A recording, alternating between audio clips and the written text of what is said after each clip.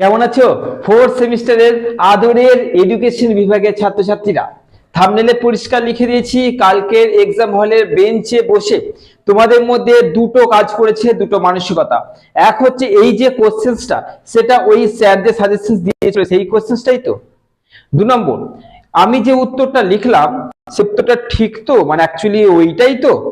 এই যে ডাউট কাজ করেছে, ডাউটটার পেছনের যে কারণ রয়েছে, অ্যাকচুয়ালি আমি আজকে তোমাদের বলে দিচ্ছি যে তোমাদের যে সাজেশনস দিয়েছিলাম সেখান থেকেই এই কোশ্চেন্সটাই কমন এসছে কিনা। অর্থাৎ প্রত্যেকটা কোশ্চেন্স তোমাদের পরিষ্কার বলে দিচ্ছি যে তোমাদের এই কোশ্চেন্সগুলো, অর্থাৎ আমার সাজেশনসের বাইরে নিয়ে কোনো কথা বলছি না, আমার সাজেশনসে যে কোশ্চেন্স দিয়েছিলাম সেইগুলি তোমাদের হুবহু না হলেও ঘুরিয়ে দিয়েছে কি সেই কোশ্চেন্সটাই কি এইটা।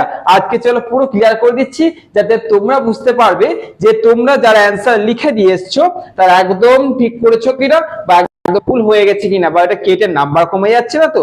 চলো আজকে পুরোপুরি ডিটেলসে বুঝিয়ে দিচ্ছি, ভালো করে দেখে নাও। কোশ্চেন্স কিন্তু আমার হাতে রয়েছে, আমি তোমাদের পরিষ্কার করে দিচ্ছি। যারা যারা যে ডাউট বা সন্দেহের সঙ্গে এখনো রয়েছে যেই কোশ্চেন্সটা এটা নাকি কে জানে, আমি তো লিখে এসেছি কারণ কিছুটা মিলেছে, যার জন্য আমি লিখে দিয়ে চলে এসেছি। এরকম তো হয়েছে যে যেহেতু ঘুরিয়ে দিয়েছে, কিরকম ঘুরিয়ে দিয়েছে ভালো করে দেখে নাও। আমি তোমাদের প্রথমে বলে দিই প্রশ্নমান 2। প্রশ্নমান 2 এই ভিডিওতে তোমরা নিজেরা কমেন্ট করবে যে কতটা তোমাদের কমন পড়েছে।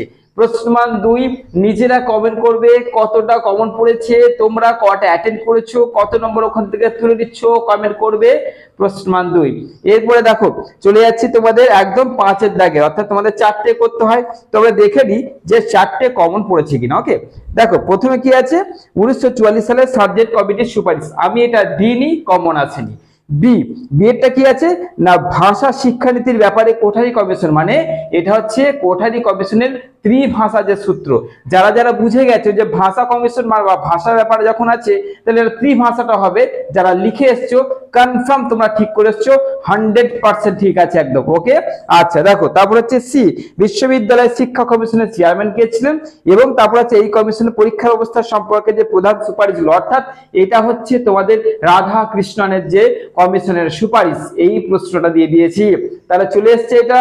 তারপরে দেখো তোমাদের ডি, মাধ্যমিক শিক্ষা কমিশন 1952 থেকে 53, এটা হচ্ছে মুদালিয়র কমিশন, যেটা তোমাদের দিয়ে দিয়েছিলাম এবং বলেছিলাম 100% আসবে, এসে গেছে। এরপরে দেখো ডি, অর্থাৎ পরপর তোমাদের চলে এসছে। ডি কি আছে, ওয়ার্ধা পরিকল্পনা দিয়েছিলাম তো, তার মানে তোমাদের 5-এর দাগে 4টে করতে হয়, 4টে পরপর কমন দিয়েছি পরপর। ওকে, আবার লাস্ট মিনিট থেকে। এরপর চলে যাচ্ছি 10-এর কটা করতে হয়, 2টো। আমি কটা কমন দিয়েছি বলে দিই। প্রথম কোশ্চেন্সটা উডের দলিল মানি দেশ প্যাচ, তাহলে প্রথম কোশ্চেন্স কমন।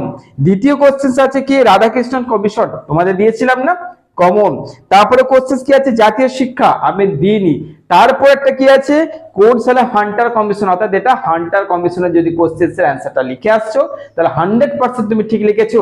তারপরে তোমাদের 2 নম্বরের তো কমন বলতে হবে না, 5 নম্বরেরও বলতে হবে না, 10 নম্বরেরও বলতে হবে না, পাই টু পাই হুবহু তোমাদের কমন দিয়েছি। তো চলো এডুকেশন বিভাগের যত ছাত্রছাত্রী আছো কমেন্ট ভরিয়ে দাও যে তোমরা তাহলে কত নম্বরের অ্যান্সার তুলে আসতে পারছো, কত অ্যাটেন্ড করেছো, 60-এ 60 অ্যাটেন্ড করেছো কিনা তার নিচে রয়েছে, বা স্যার একটা ছেড়ে এসেছি, কন্ডিশন পুরোপুরি। এবং সব থেকে বড় কথা, কোশ্চেন যখন তোমরা হাতে পেয়েছিলে সেই অনুভূতিটা অবশ্যই আমার জানা দরকার আছে, যে আমার স্নেহের ছাত্রছাত্রীরা হাসি মুখে এক্সাম হল থেকে বেরিয়ে এসছে কিনা আমাকে জানতেই হবে। তো চলো কমেন্ট আজকে পুরো ভরিয়ে দাও এবং অবশ্যই তোমরা লিখে জানাও তোমরা কত নম্বর অ্যাটেন্ড করে এসছো। ভালো থেকো, সুস্থ থেকো, দেখা হচ্ছে পরবর্তী এরকম একটা গুরুত্বপূর্ণ ভিডিওতে।